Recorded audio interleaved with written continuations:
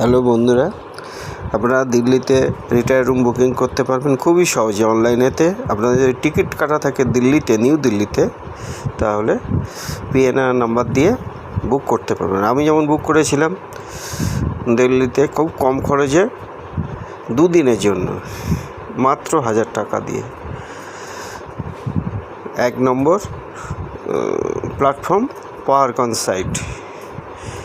রুমটা দেখুন আপনারা, এই 450 টাকা দিয়ে আপনি রিটায়ার রুম বুকিং করতে পারবেন পুরো 1 দিনের জন্য।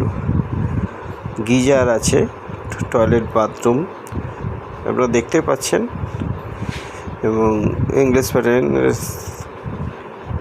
Toilet, commode system,